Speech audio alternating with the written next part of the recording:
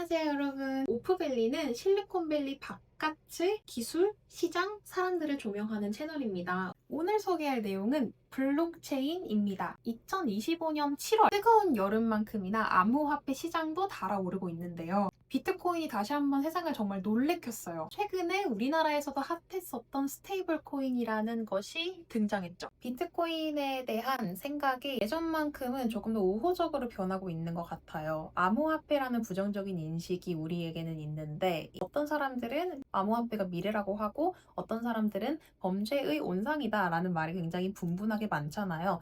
블록체인이라는 건 도대체 무엇이며 사람들이 인식하는 것과는 달리 저 지구 반대편에서는 이 기술을 어떻게 사용하고 있는지를 전반적으로 살펴보고 싶어요. 일단 최근에 비트코인의 화려한 컴백이 있었죠. 작년 말만 해도 어떻게 될지 아무도 모르다가 지금은 이제 고공행진을 하고 있죠. 가치가 급격하게 올라가니까 사람들은 어디까지 오를까라고 질문을 합니다. 개인 투자자들이 열광적으로 투자하는 것도 있지만 이제는 국가 재무부까지 이것을 도입할 생각을 하고 있죠. 유럽이 일단 먼저 손을 들었던 것 같아요. 우리는 스테이블 코인을 제대로 관리하겠다며 국가 정부가 나섰었고 MiCA라는 새로운 룰도 만들었다고 해요. 미국도 여기에 뒤따라서 지니어스 법이라는 걸 통과를 시켰죠. 우리나라에서도 카카오페이 같은 기업들이 원화 기반 스테이블 코인을 만들자고 해서 실험을 준비하고 있는 걸로 알고 있어요. 이제 송금할 때 은행 수수료를 걱정하지 않아도 되는 거죠. 해외에 자녀들이 있는 어머님 혹은 뭐 돈을 보내야 하는 필리핀의 농부들은 이제 은행 수수료 없이 바로바로 크립토를 활용해서 돈을 보낼 수 있는 거예요. 일단은 블록체인이 뭔지에 대해서 알 필요가 있을 것 같아요. 그러니까 학생들에게 이야기하는 건 프로그래밍된 돈이다라고 설명을 해요. 은행 없이도 돈을 주고받을 수 있는 시스템이라고 생각을 하시면 됩니다. 메시지를 보내듯이 은행을 거치지 않고 돈을 그냥 바로바로 보낼 수 있는 거죠. 이제 저 같은 경우는 블록체인 회사에서 일을 했을 때 테더라는 걸로 월급을 받았어요. 그러니까 USDC, USDT 중에 프로그래밍된 돈이면서 달러 기반의 스테이블 코인을 제 월급으로 받은 거예요.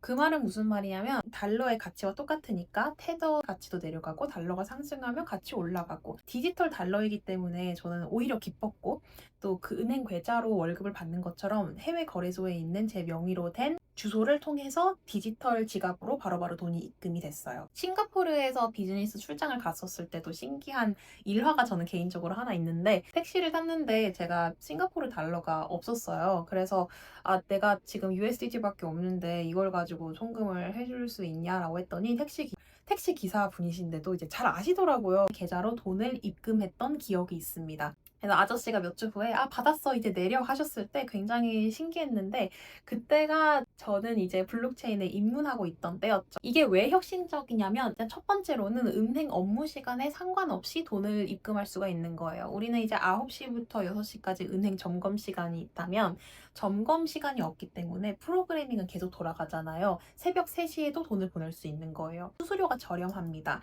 이제 네트워킹 비용이라고 하는데 내야 하는 수수료보다는 거의 다 쌉니다. 그리고 빨라요. 일단 몇 초 후면은 바로 돈이 입금이 되거든요. 분산 시스템이기 때문에 여러분들의 거래 내역이 투명하게 모든 장부의 내역에 기록이 되는 거죠. 여러분의 개인 정보를 익명으로 두면서 공개하지 않고 투명하게 입증할 수 있는 거예요. 아시아에는 두 가지의 정말 큰 블록체인 행사가 있습니다. 이번에 9월에 우리나라에서 열리는 걸로 알고 있어요. 바로 KBW라는 건데 저도 작년에 참가했는데 굉장히 재밌었던 기억이 납니다. 규모가 어마어마합니다. 17,000명 정도가 참가를 하는 걸로 알고 있는데 이게 강남 코엑스 전체를 빌려도 모자란 규모예요. 해외 참가자가 이제 40%라서 여러 나라에서 이제 몰려오기 때문에 호텔이나 식당이나 택시가 소비가 많이 되기 때문에 서울 경제가 좀 들썩이기도 해요. 더 신기한 건 삼성과 LG 같은 대기업들도 오거든요. 그래서 부스를 차려놓고 이제 참여를 하는 걸 보실 수가 있고 또 정부 관계자들이 와서 우리도 이 기술 사용할 거다라면서 이제 홍보하는 것도 보실 수 있고 밤마다 파티가 열립니다. 이제 한강 뷰 레스토랑 전체를 이렇게 쫙 빌려가지고 이제 재벌 파티 부럽지 않게 정말 비싼 와인을 마실 수도 있는 그런 TMI를 말씀드리게 되었네요. 근데 가장 대박인 거는 이 기간에 새로운 코인들이 출시 발표가 되면서 주가가 왔다 갔다 해요. 그래서 진짜 돈이 움직이는 그 실시간 현상을 보실 수가 있거든요. 스타트업 쇼케이스라든지 뭐 해커톤이라든지 이런 데서 개발자들이 모여서 팀을 이뤄가지고 새로운 프로덕트를 배포한다던가 기술을 증명한다던가 그런 재밌는 이벤트들도 보실 수가 있습니다. 우리나라 다음에 또 싱가포르에서 최대 축제가 열려요. 토큰 2049이라고 해서 이제 싱가포르는 우리나라보다 이제 면적이 작잖아요. 거기서 이 정도의 크립토 축제가 열린다고 생각해 보세요. 싱가포르가 좀 부분적으로 마비가 됩니다. 얼마나 큰 행사냐면 일단 호텔 대란이 일어나는데 평소 30만 원 호텔이 이제 100만 원을 훌쩍 넘긴다고 해요. 그런데도 예약이 불가능한 경우가 있다고 해요. 풍경도 이제 마리나베이 주변에 온통 영어로 비트코인, 이더리움 이렇게 얘기하는 사람들이 천지예요. 그래서 가면은 굉장히 신기하실 겁니다. 세계 최고 부자들, 뭐 유명 투자자들, 뉴욕타임즈, 월스트리트 기자들, 국가 대표들까지 와서 발표를 하기도 합니다. 한 번 참가비만 200만 원에서 300만 원인데 이제 매진이 될 정도로 인기가 많은 축제이죠. 여러분께서 잘 모르시는 시장일 수 있지만 사실 이제 알고 보면은 여기저기서 굉장히 많은 크립토 관련된 이벤트들이 벌어지고 있다. 그리고 한국도 그런 국가 중에 하나다. 라는 걸 말씀드리고 싶어요. 블록체인은 미래 기술이라고 하는데 왜 막상 시작하려면 왜 이렇게 어려운지, 왜 이렇게 사람들이 경계하는지도 같이 한번 살펴볼게요. 일단 첫 번째 문제점으로는 내 돈을 지키는 게 어려울 수 있어요. 그러니까 은행과 암호화폐 지갑의 차이는 은행은 비밀번호를 잊어버리면 신분증을 들고 은행에 가면 해결이 되잖아요. 암호화폐 지갑은 좀 달라요. 비밀번호를 잊어버리면 돈이 영영 사라집니다. 즉 여러분들이 알파벳의 그 구문을 가지고 있으셔야 되는데 그걸 잃어버리면 이제 끝나는 거죠. 왜 이런 일이 생기냐면 암호화폐는 마치 집 열쇠 같아요. 열쇠를 잃어버리면 집에 못 들어가는 것처럼 지갑 비밀번호를 잃어버리면 내 돈에 접근을 할 수가 없어요. 근데 집 열쇠는 자물쇠 업체에 연락을 하면 되지만 암호화폐는 도와줄 사람이 아무도 없다. 가짜 앱을 설치해 버려서 그 안에 구문을 넣어가지고 내 돈을 도둑맞는 경우도 있고, 그리고 컴퓨터 바이러스에 걸려서 뭐 지갑 정보가 털리는 경우도 있고. 두 번째 문제점은 스테이블 코인을 제외하고 많은 크립토들, 그러니까 돈이 약간 롤러코스터처럼 주가가 왔다 갔다 합니다. 그러니까 돈의 가치가 상승했다가 이거를 경제적인 용어로 변동성이라고 해요. 일반 저축은 1년에 2, 3%씩 이렇게 오르락내리락 한다고 해요. 주식은 5%에서 10%로 이렇게 왔다 갔다 할 수 있잖아요. 암호화폐는 하루에 20에서 50%까지 왔다 갔다 할 수 있어요. 엄청난 변동성인 거죠. 세 가지 문제점을 좀 말씀드리면, 첫 번째는 뉴스에 민감합니다. 어떤 국가가 암호화폐를 금지한다더라, 혹은 미국에서 이제 스테이블 코인을 국가가 통제한다더라, 국가에 편입시킨다더라, 뭐 이런 얘기를 하면은 뭐 폭락했다가 혹은 상승했다가 왔다 갔다 하는 거죠.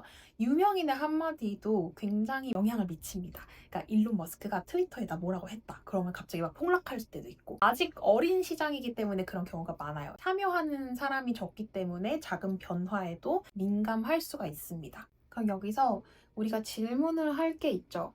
과연 비트코인은 자유의 상징일까요? 아니면 지하 세계의 화폐일까요? 일단은 마약판 아마존 실크로드에 대해서 들어보신 적이 있으신지 모르겠어요. 일단 2011년에 다크웹에 실크로드라는 웹사이트가 열렸어요. 겉보기에는 온라인 쇼핑몰인데 자세히 보니까 파는 건 마약, 가짜 여권, 해킹 둘인 거예요.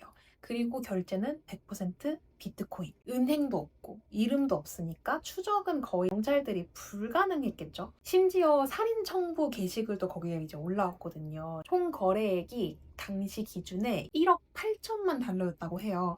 지금 시세로 치면 아마 12억짜리 암시장이었다는 거죠. 결국 FBI가 이제 사이트 나중에 폐쇄를 했고 운영자는 체포가 됐죠. 두 번째, 랜섬웨어 파일 인질극. 30만 대 넘는 컴퓨터가 잠기고 메시지가 떴어요. 비트코인 300만 원을 내지 않으면 너는 파일을 못 돌려받는다 라는 메시지를 누군가 뿌린 거예요. 우리나라에서 잘 알려진 사건으로 이제 북한이 있죠. 북한이 코인으로 핵무기 자금을 운영하고 있다라는 그런 말들이 돌아요. 그래서 믿기 어렵겠지만 북한 해커들이 진짜로 암호화폐 전 세계 거래소들을 해킹을 하고 있어요. 바이낸스나 코인체크 같은 거래소들을 털어서 1년에 4억 넘게 코인을 빼갔어요. 미국 정부와 유엔이 밝힌 사실이기 때문에 사실 팩트로 확정이 됐고, 그럼에도 불구하고 블록체인이 지금 아직 초기 시장이기 때문에 문제가 굉장히 많지만 진화하고 있는 부분은 뭐냐면, 은행들이 암호화폐 서비스를 이제는 자기의 시스템으로 도입해서 사용을 하려고 하고 있고, 또 사용하기 쉬운 앱들, 그러니까 UX와 UI가 좀 사용자들 중심으로 편하게 설계가 돼서 사람들이 돈을 잃지 않도록 노력하려는 그런 앱들이 많이 나오고 있고요. 정부에서도 이제 제대로 된 규칙을 만들어서 더 이상 블록체인을 무시할 수는 없기 때문에 결국 미래에 다가올 이 기술을 우리 쪽으로 편입해서 어떻게 통제할 수 있는지 규칙을 만들어내려고 하고 있습니다. 보안 기술도 계속 나날이 발전을 하고 있어요. 다가오고 있는 미래이기 때문에 모두가 협력해서 시장을 어떻게 고도화시킬 것인가 연구하고 있습니다. 우리가 극단적인 사례를 봤는데 뉴스들만 생각했었을 때 블록체인 기술에 대한 편견을 갖기가 쉬울 것 같아요. 하지만 좀 다른 쪽으로 돌아봐서 저자원 국가에서는 어떻게 쓰이고 있는지 좀 보고 싶은데요. 기술은 여러분 중립적입니다. 똑같은 칼인데 요리사의 손에 있으면 사람에게 행복을 주는 요리사가 되는 거죠. 강도의 손에 있으면 누군가를 위협하는 무기가 됩니다. 의사의 손에 있으면 사람을 구하는 수술 도구가 되죠.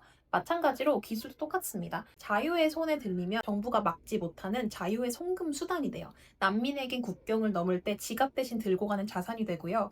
독재 정권 아래선 통제받지 않은 경제 활동이 됩니다. 하지만 범죄자의 손에 들리면 마약과 무기 거래의 결제 수단이 되기도 하고요.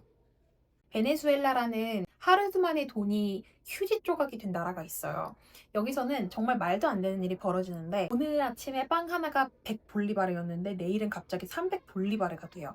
하루 만에 돈의 가치가 3분의 1로 떨어지는 거예요. 이 정도면은 영화 속 얘기 같죠. 근데 실제 베네수엘라의 일부 지역 암시장에서는 벌어지고 있는 일이고 이런 하루 3배 물가 상승이 이제 매일 벌어지는 일은 아니에요. 하지만 현재도 제가 찾아봤는데 연간 160에서 200% 인플레이션이 기본이라고 합니다. 그래서 달마다, 주마다 통화가 폭락하는 거죠. 일부 사람들이 비트코인으로 월급을 바로 바꿉니다. 가치를 보존해야 되기 때문에 볼리바르를 들고 있으면 매일 가난해진다는 걸 아니까 어쩔 수 없이 환전을 빨리 인터넷으로 하는 거예요. 그래서 바이낸스 앱을 켜고 VPN을 켜서 테더나 스테이블 코인으로 바꾼다던가 비트코인으로 바꾼다던가 아르헨티나라는 국가를 보겠습니다. 은행을 믿을 수 없는 사람들이 아르헨티나에서는 자기 돈을 못 꺼내는 일이 한 번 있었거든요. 2001년에 경제 위기 속에서 정부가 국민 한 명의 예금을 국민당 1인당 250페소까지만 뽑을 수가 있다 라고 얘기를 했다는 거죠. 내 통장이 있는데 현금 인출이 안 된다고 정부가 막은 거예요. 코랄리토라고 얘기를 하는데 스페인어로 이제 작은 우리라는 뜻입니다. 즉 내 돈을 정부가 가둬버린 거예요. 아르헨티나 사람들 사이에서는 은행을 믿을 수 없다라는 인식이 생겨서 부에노스아이레스를 중심으로 세계에서 비트코인 거래량이 가장 많은 도시 하위권으로 미국 다음으로 자리를 잡았다고 합니다. 좀 더 꼽자면 엘살바도르도 있죠. 아예 세계 최초로 엘살바도르는 비트코인을 달러와 똑같은 공식 화폐로 만들어 버렸어요. 그래서 법정 화폐로 정부가 미국 달러와 동일한 위상을 부여한 거죠. 그래서 치보 지갑이라고 정부가 비트코인 앱을 국가에서 만들어서 국민들이 앱을 다운로드하면 30달러의 비트코인을 지원하는 식으로 이제 모든 사람들이 앱을 다운로드하게 유도했다고 합니다. 아프리카로 가볼게요. 중앙아프리카 공화국은 아프리카에서 가장 가난하기도 하고 내전이 심각한 나라입니다. 그래서 돈이 너무 불안정하니까 실제로 정부가 법정 화폐로 지정할 만큼 결제나 자산 보존에 쓰이고 있다. 나이지리아도 마찬가지예요. 정부가 공식적으로 인정을 안 했는데도 사람들이 쓰기 시작했거든요. 은행은 못 믿겠고 달러는 구하기 힘들고 돈 보내야 되고 그래서 이제 실생활에 녹아버린 거죠. 이런 흐름이 케냐, 에티오피아, 남아공까지 계속 퍼지고 있어서 은행과 국가의 자산 가치가 불안정한 곳에서는 오히려 더 좋은 수단으로 여겨지고 있다. 그러니까 아시아도 마찬가지죠. 필리핀에서 이제 노동자가 가족에게 돈을 송금할 때 인도와 베트남에서는 인플레이션이 너무 심하니까 자유로운 거래 때문에 활발하게 쓰이고 있습니다. 세계 식량 계획 WFP도 요단강 서안지구 난민들에게 구호 물품을 지급할 때 블록체인을 썼다고 해요. 그래서 난민들에게 암호화폐 지갑 앱을 설치하게 하였고 유엔에서 구호 토큰을 전송해서 지정 상점에서 식료품으로 교환을 할 수 있도록 이걸 왜 했냐면 중간에 돈을 빼돌리는 그런 부패도 방지할 수 있을 뿐만 아니라 현금이 없이도 즉시 지원이 가능했고 투명하게 사용 내용을 추적할 수 있었기 때문에 선호를 했다고 합니다. 그래서 10만 명이 넘는 난민들이 도움을 받을 수 있었어요. 엄마에게 바로 이제 고향에 돈을 보내려면 은행을 통하면 은행 수수료가 15%에서 20%가 나오는데 리플 같은 앱으로 몇 초 만에 1, 2% 수수료만 내고 돈을 송금할 수 있는 거 굉장한 이득이죠. 심지어 이제 나이지리아에서는 사람들이 은행 계좌가 60% 이상 없다고 합니다. 그래서 블록체인의 기술이 이 사람들에게는 중요할 수밖에 없겠죠. 기술은 정말 선하지도 않고 악하지도 않은 것 같아요. 아까 얘기했던 그 칼의 비유를 말씀드렸는데 정말 칼과 같다고 생각합니다. 왜 인터넷도 뭐 교육과 소통의 도구이면서 동시에 사기와 범죄의 온상이잖아요. 기술 자체에 선악은 없지만 우리가 이걸 어떻게 활용하느냐에 따라서 이게 선으로 바뀔 것이냐 악으로 바뀔 것이냐가 결정되는 것 같습니다. 저는 블록체인의 진짜 가치가 기존 금융 시스템이 실패한 곳에서 사람들에게 희망을 주는 수단이라고 생각하고 믿습니다. 믿으려고 합니다. 왜냐면 이젠 누구도 무시할 수 없는 미래가 되었기 때문에. 네, 앞으로도 좋은 영상으로 더 찾아뵙도록 하겠습니다. 오늘 이 영상이 여러분에게 새로운 관점을 제시했고 생각하지 못했던 지점을 생각하게 만들었다면 좋아요, 구독 눌러주세요. 감사합니다.